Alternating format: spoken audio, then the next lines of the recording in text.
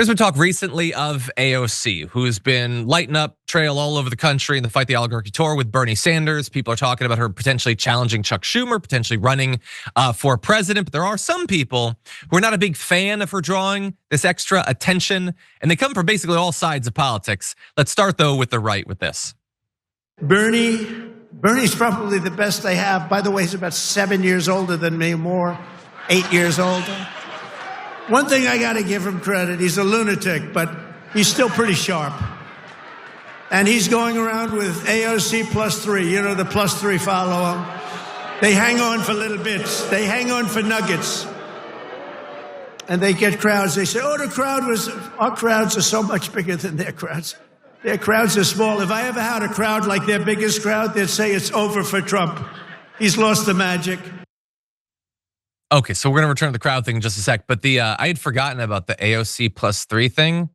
He's still doing that? Like they're not on the tour. It didn't make sense back then, and he's still Grandpa, wake up, come up with some new material. This is terrible. But AOC did make fun of his claim that his crowds are bigger, saying, "Tell me we're in his head without telling me we're in his head," which she definitely is. In some ways, the jealousy over the crowds, and I'm sure AOC is in his head for other reasons that I think we'd all prefer she was not. But I also want to be very clear. We need to fact check this.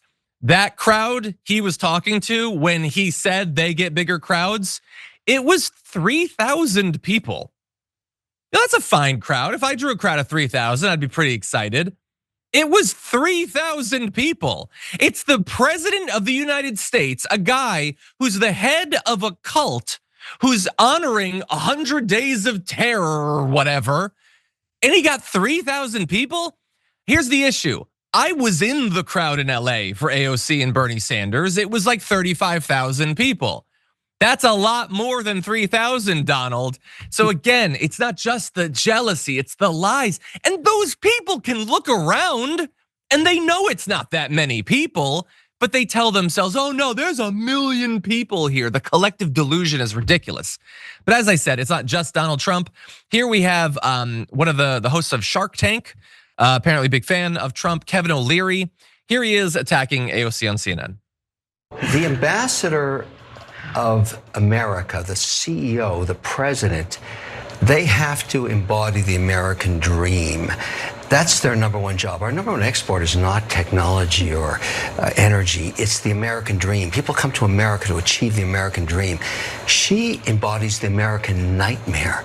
And so she could never, ever, because she doesn't believe that people should succeed in wealth. And this is a huge problem for her.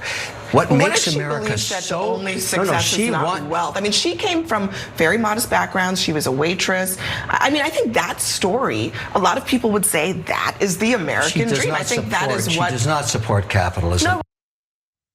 Okay, so first of all, the American nightmare is Cody Rhodes. Get his name out of your mouth. But yeah, look, oh God, the fawning.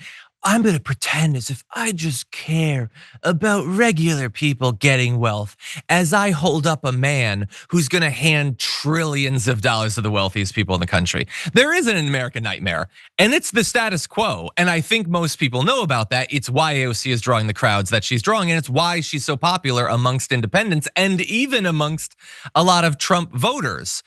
Because they know that she has their interests at heart way more than Kevin O'Leary does. And so massive lies from there. Sharon, I'm gonna let you jump in. I do just want to acknowledge something funny that the audience said, which is that there's more people watching our live stream right now than there were in his crowd, which isn't apples to apples. It's an online thing rather than an actual crowd, but I like it. But anyway, it's kind of funny. I think it's apples. To me it is. That's the math I'm using.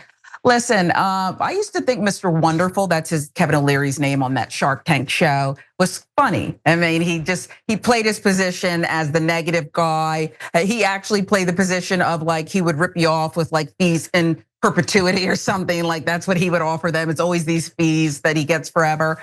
This is actually who he is. And to talk about the American dream and how Donald Trump's the ambassador, to me, ambassador means someone who is a welcomer, a liaison to, something special here. He's none of these things. There is no more American dream under him. It's an American nightmare. And I think Abby Phillips was right to say, look at AOC. This is why she's caught in between both parties here, right? Because she's gonna tell the truth and not go with the status quo. And because they couldn't corrupt her and make her greedy, we haven't seen that. The only thing they seem to have fake got her on was that beautiful dress she wore and looked a little too pretty in, and said, oh, you took a gift, a dress. Yeah. You people are taking everything, okay? So Kevin O'Leary, he's backed off the tariffs thing. He said that was the greatest thing. These Trump sycophants, it's ridiculous. He knows how to make money, Mr. Wonderful. So he's just lying here and attacking this woman. Why? Why is he attacking her? He could have just said Donald Trump's an ambassador. I think he is worried about what she represents, which is someone who could actually change the status quo. I mean, she'd be up against, an insane amount of obstacles, but they see that and they're scared of it. And you're totally right. They were furious about the dress, shaking one fist in the air. I don't know what the other one was doing, but yeah, they were very angry about all of that. And he doesn't like the idea that at some point he might have to pay taxes. He doesn't like that she goes in the Fight the Oligarchy tour and talks about how our elected officials shouldn't be trading individual stocks.